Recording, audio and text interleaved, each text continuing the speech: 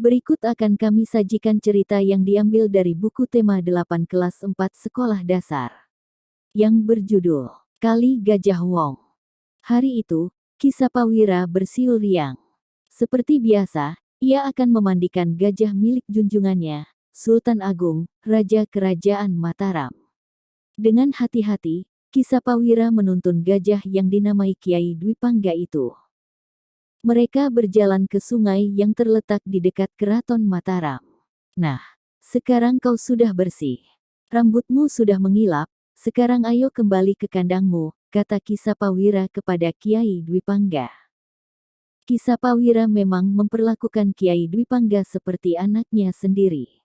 Tak heran, Kiai Dwi Pangga amat patuh padanya. Suatu hari, Ki Sapawira tak bisa memandikan Kiai Dwi Pangga.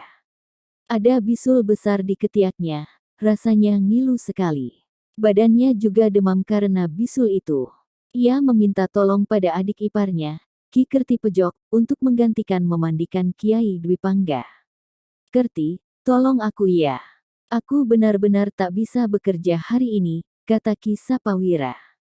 Tenang Kang, aku pasti akan membantumu. Tapi tolong beritahu, bagaimana caranya supaya gajah itu menurut padaku? Aku takut jika nanti ia marah dan menyerangku, jawab Ki Kertipejok.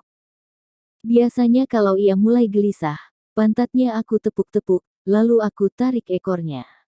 Nanti ia akan kembali tenang dan berendam sendiri di sungai. Kau tinggal memandikannya, jelas Ki Sapawira.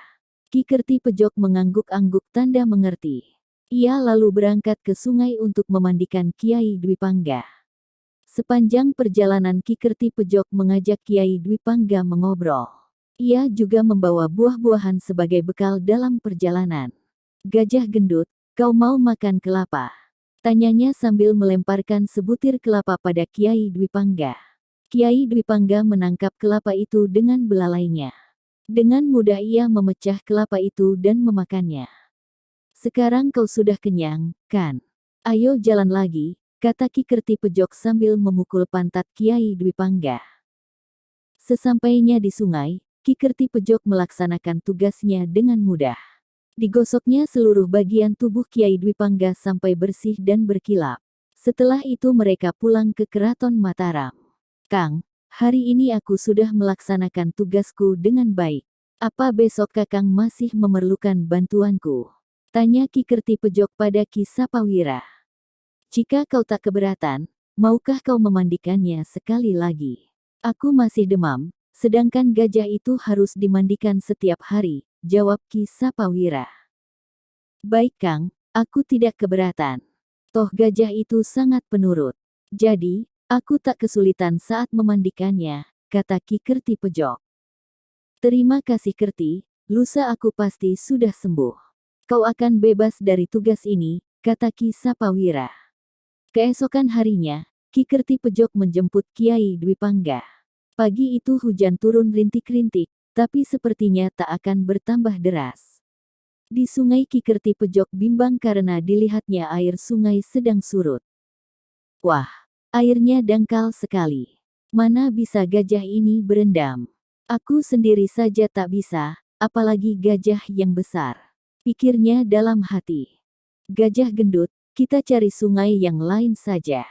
Sungai ini dangkal, kau tak akan bisa berendam di sini.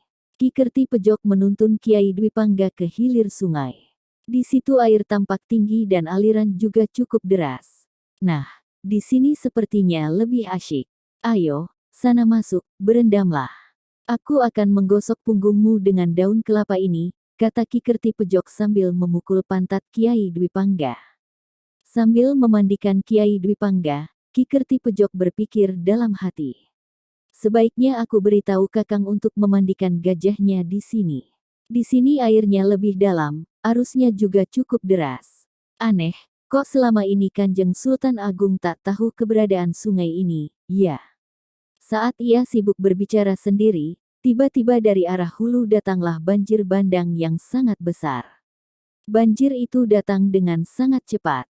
Ki Kertipejok dan Kiai Dwi Pangga bahkan tak menyadarinya. Dalam sekejap, mereka terhempas dan terbawa arus. Tolong, tolong, teriak Ki Kertipejok. Tapi tak ada yang mendengar. Sungguh menyedihkan nasib Ki Kerti Pejok dan Kiai Dwi Pangga. Mereka terseret arus dan hanyut sampai ke Laut Selatan. Sungguh sangat disayangkan, mereka binasa dalam keganasan banjir bandang itu. Ki Kerti Pejok tak tahu bahwa selama ini Sultan Agung memang melarang para abdinya memandikan gajah di hilir sungai. Karena ia tahu bahaya bisa datang sewaktu-waktu di sana. Ki Sapawira berduka. Ia sangat sedih karena kehilangan adik ipar dan gajah kesayangannya. Untuk mengenang kejadian itu, Sultan Agung menamakan sungai itu Kali Gajah Wong. Kali berarti sungai, Gajah Wong berarti gajah dan orang. Kali Gajah Wong ini terletak di sebelah timur kota Yogyakarta. Demikian cerita yang dapat kami sajikan, semoga bermanfaat. Amin.